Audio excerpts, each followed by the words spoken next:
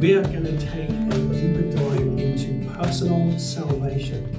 And salvation in the Bible is a pretty broad subject. It's a big subject, which is why I'm going to break it down into just one thing that we're going to have a look at. And that is going to be personal salvation. And we're going to frame it by asking a question. And the question is, why must I be saved? So, I'm going to start off by explaining a little bit around this. The first barrier is sin.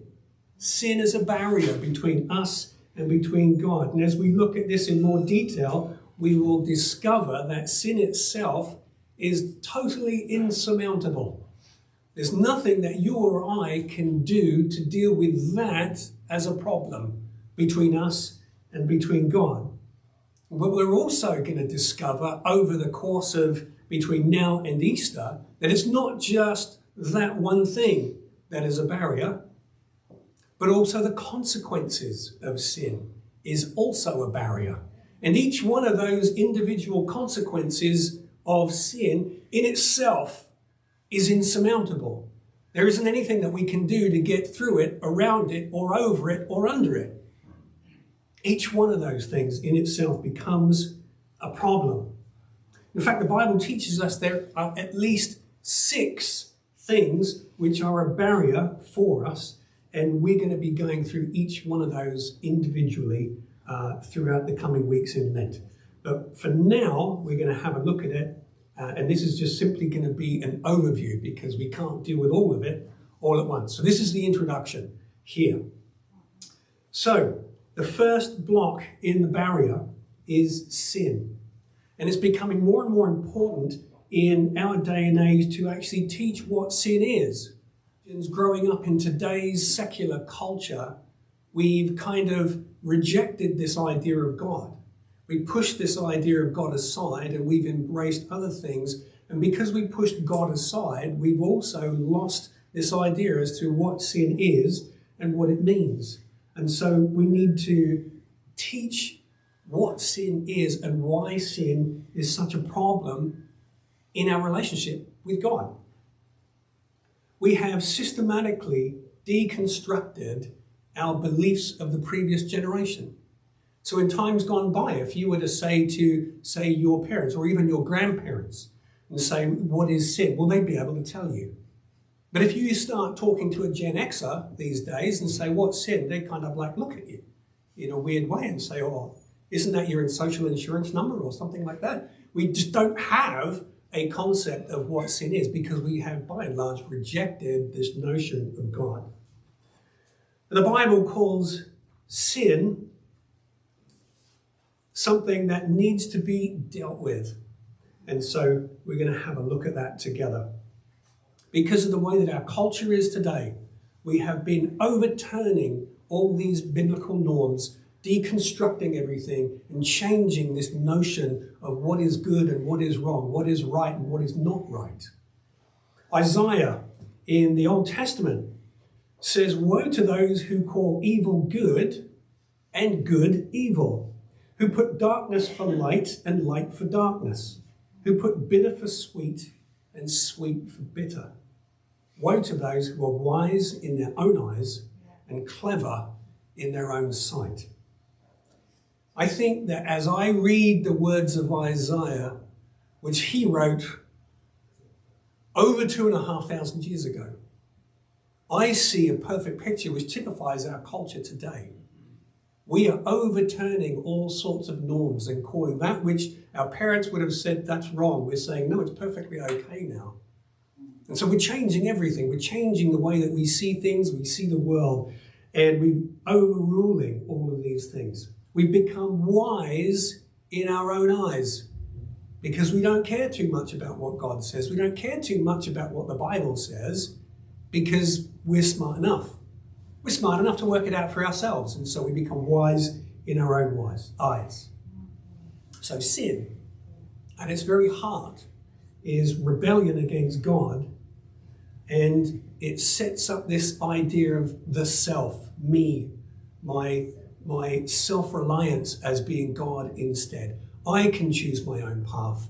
I determine what's right. I determine what's wrong. I can go my own way. We've got so many songs, don't we, in the charts that talk about that sort of thing. But that's the heart of where we're at in our culture. We'll go our own way. We're going to choose our own path. We are going to be the ones that decide what's right and wrong, because we've rejected God's idea of what is right and what is wrong.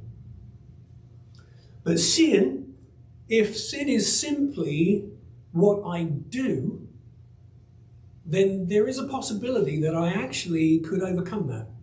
Because if it's just about what I do, then I can stop doing that, right?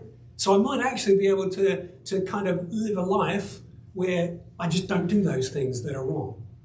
But it's more than that. Sin is more than just things that I do which are wrong. It's actually a state that I'm born into. And so I find that I sin not because I choose to, I sin because I am a sinner. I'm born in that state. It's a condition of the human heart to go their own way, to think their own thoughts, and to reject God. It's a basic human heart condition. And so sin is more than simply just something that I do. It's something that I'm also born into. So that's just one barrier, which we will have a look at in greater detail in the future. The second one, which in itself is also a barrier, is called the penalty of sin, or the consequence of our sin. So this is the next block. And this has to do with God's character. It's about who he is. And if we don't understand who God is and what his character is, we cannot understand what sin is and why it's such a problem. So this part of God's character is the one that we wrestle the most with. We're okay with a God of love. We're okay with a God of grace, so long as he behaves himself, right? So long as he says nice things to us and affirms us in everything that we do. But we don't like it when God says, like a parent, right? Little Johnny, you shouldn't be doing that. This is about God's character, his justice, his fairness. God's justice won't allow sin to continue corrupting his good creation.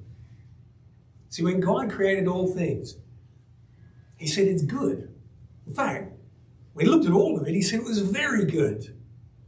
And sin has come along and corrupted that, so there's no longer good. There's stuff in creation now which isn't good. And God, because of his justice, can't allow that to continue.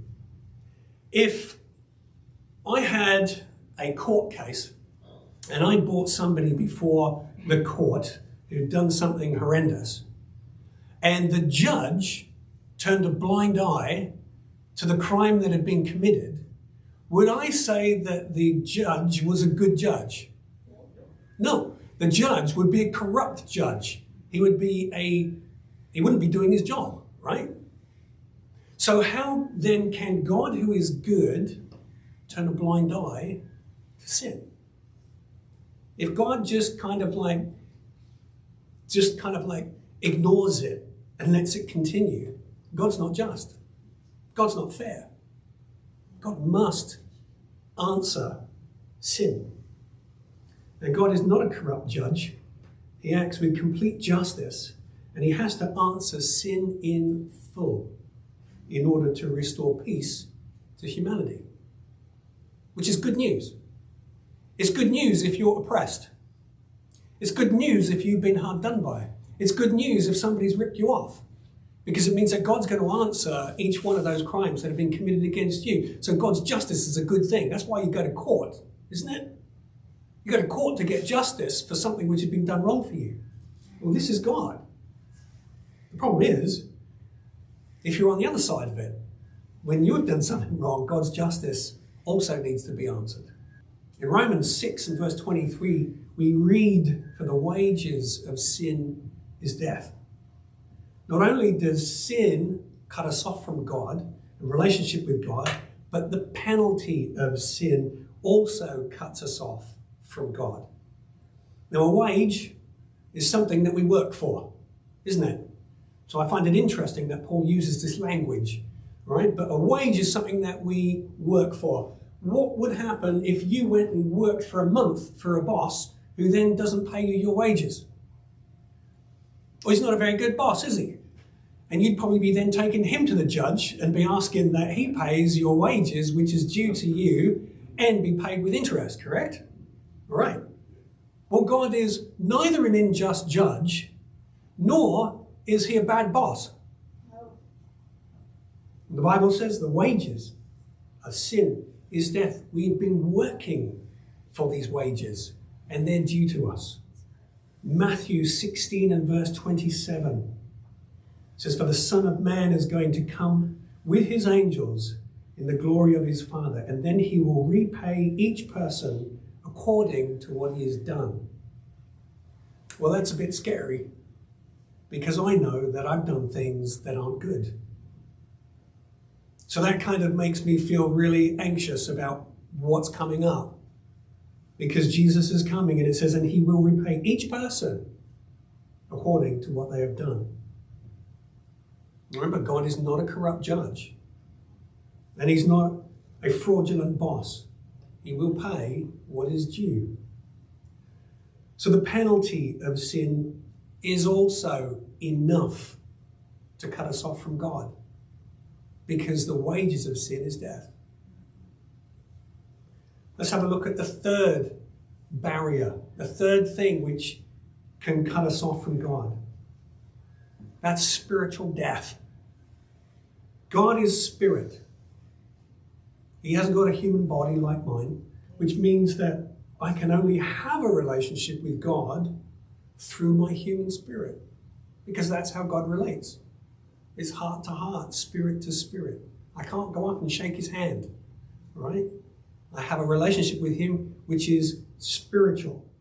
In John 4, in verse 24, it says, God is spirit, and those who worship him must worship in spirit and in truth. And the problem with spiritual death, as we'll see later, is that although we're all born physically alive, we're also born spiritually dead.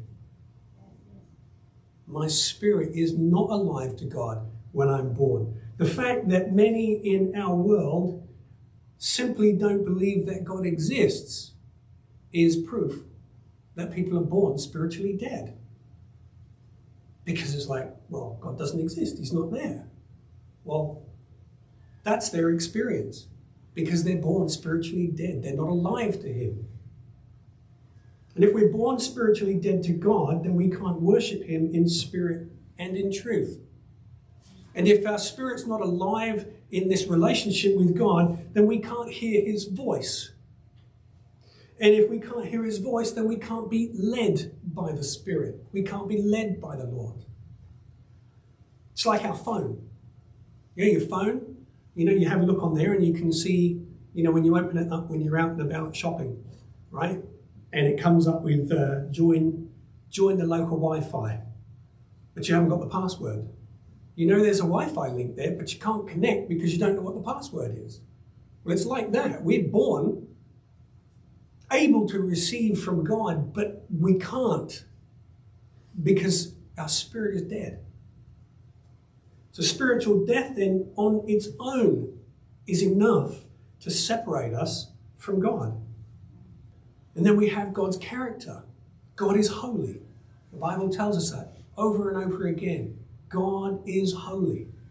Like if you want to read in Revelation, it says even the angels fly around saying, holy, holy, holy is the Lord God Almighty.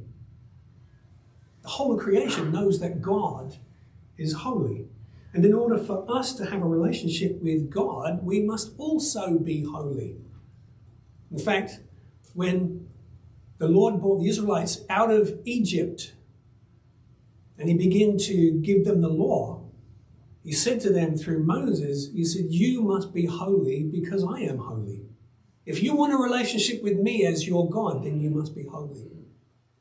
That is the nature of the relationship. The problem, of course, is that you and I aren't holy. Isn't it? I'm not holy. I know that. I'm sure you're more holy than me. But are we holy enough? Are we holy enough for God and for a relationship with him? You see, because each one of us has been corrupted by sin. And throughout the Old Testament, the Israelites were taught that you can't approach God. You can't come into the presence of God. You can't approach the presence of God in an unholy or a sinful state unless you are consumed. And there are accounts that happened, where the holiness of God was such that it consumed people.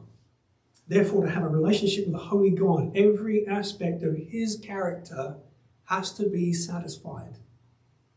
God must be satisfied in his character in order for us to enter into a relationship with him.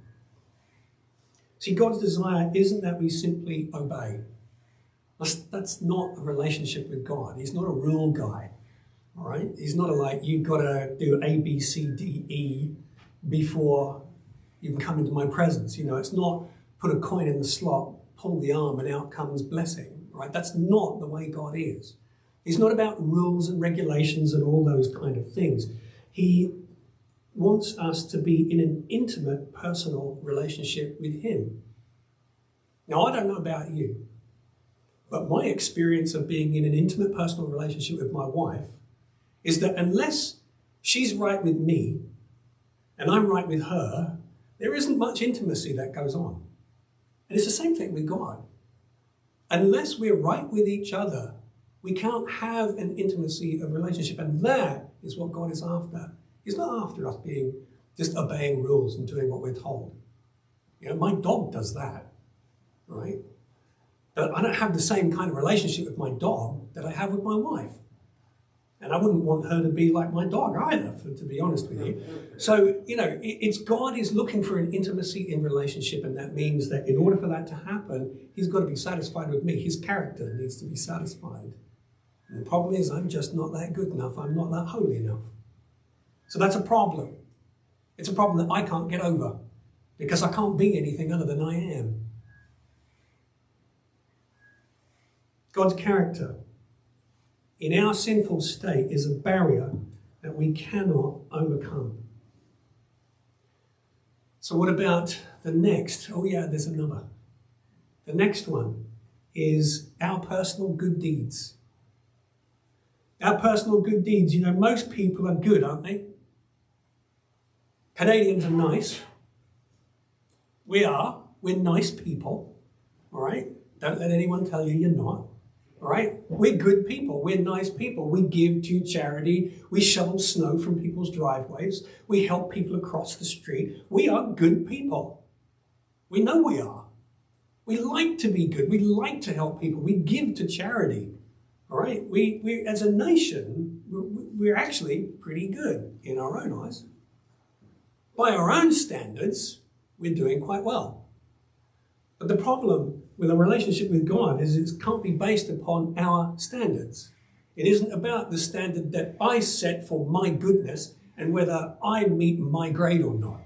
Because to be honest with you, if it's left up to me, I will always lower the bar, right, to where I can get over it, right?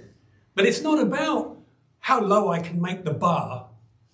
It's about whether I match up to God's idea of what's right and what is good. And the fact is that I just don't shape up. If we mark ourselves by God's standard, then every single one of us falls short. Isaiah again, verse 64, says, "We have all become ones who are unclean, and all our righteous deeds," that's our good deeds, "are like a polluted garment." So imagine that. Imagine if the very best that I have to offer, I pull out all my best deeds, I polish them so they're nice and shiny, and I bring them to God, and he just finds them abhorrent. My wife likes stinky cheese. I don't. And she's always trying to get me to eat it. And every time she puts it under my nose, I go, oh, I can't stand it. This is horrible. Well, she loves the stuff. She thinks it's really good. I don't find it very pleasant. And so I recoil. And it's like that. When I kind of try to be good and I bring all my good stuff before God, it's like waving stinky cheese under his nose. right? He doesn't find it good at all because it just doesn't come up to his standards. When I do good things, do I do them with a pure motive? Do I do them genuinely wanting to be self-sacrificial for the sake of the other person? Or do I do them so that people will look at me and see how good I am? Do I do it so that people will say, oh, isn't he a wonderful pastor? Look at how he does this and look at how he does that. Are my motives pure? Well, not always. Not always. But only God can judge the heart. I can't judge your heart. I just see your good deeds and I think you're doing pretty good. But I don't see your motives. I can't see that. Only God can see what's in your heart. So we are simply incapable of doing anything that could earn our way into a right relationship with God. It's not possible. So the fact is that we can never be good enough for God based on our own efforts, based upon the things which I've done and my good deeds. So our good deeds become a barrier to God. And then, of course, the final brick in the wall that we'll be looking at is temporal life. God is eternal. God never dies. God lives for eternity. He's always existed before the foundations of the world, and he will continue to exist long, long after. So God stands outside of time. He was never born and he never dies. God is eternal. But it's absolutely certain, as sure as eggs is eggs, that you and I one day will shuttle off this mortal coil and we're going to die. Because we live in a mortal body. So we know that that is absolutely certain. It's as certain as taxes. All right? We're going to die one day. So this brick alone, even if it were possible for us to overcome everything else, and our good deeds and everything was good enough for God, and we were able to overcome all the other barriers that we've talked about, this one thing would be enough to separate us from God. Because how can somebody who is mortal be in relationship with a God who is immortal? Because at some point in time, that's going to end. So temporal life is a barrier. Death itself is a barrier to a relationship with God. If after I die, and that is the end, there's nothing else after that, then life is utterly meaningless. If when I die, and I've lived an excellent life, if that's just the end, and I cease to exist, what's the point? What has been the point of all those things that I've done well? What has been the point of all the accolades that I've accumulated? What's the point of having all those trophies on my mantelpiece that say, what a good boy am I? It's meaningless. What does it matter if I've been absolutely terrible and I've hurt people, destroyed people's lives, marriages? What does it mean if afterwards, when I die, it's just nothing? Well, that too is meaningless. Because when I'm dead, that's it, that's the end. But God assures us that death itself is not the end, that something does come afterwards. And so then what I do in this life actually becomes of ultimate importance. And the ultimate importance then is, how do I relate to God in this life? Because he's the only one that is going to be able to rescue me and save me as I cross over. That's why it's important for me to know why I must be saved. So every one of these barriers that we've had a look at on their own would be too big for any single person to overcome. But when we have a look at all six and put all six together, we see that it's utterly, utterly impossible for us to ever enter into a relationship with God. It's not possible. I just can't overcome these things. Paul, reflecting on the same problem of sin in Romans 7, comes to the conclusion and he says, "What a wretched man I am. Who will rescue me from this body subject to death? Thanks be to God who delivers me through Jesus Christ our Lord." Paul, at the end of Romans 7, having explained all of this, comes to this conclusion. There's only one that can rescue me. That's Jesus. So back to our original question. Why must I be saved? Not you, me. Why must I be saved? Because I'm utterly unable to save myself. I can't. I can't do it. I'm powerless to remove the barrier that's between me and God. But there is one in all of history who is able, and that is Jesus Christ. And what we'll do is we will look at each one of these bricks in more detail as we approach Easter. And we will see how only Jesus and his death on the cross and the resurrection is able to pull every single one of them down. Jesus is able to answer every single problem that stands between me and God. And when that barrier comes down, then we're free to move into a full relationship with God. And that is the message of the cross and the resurrection of Jesus. That he's dealt with the barrier between me and between God. And that's good news. So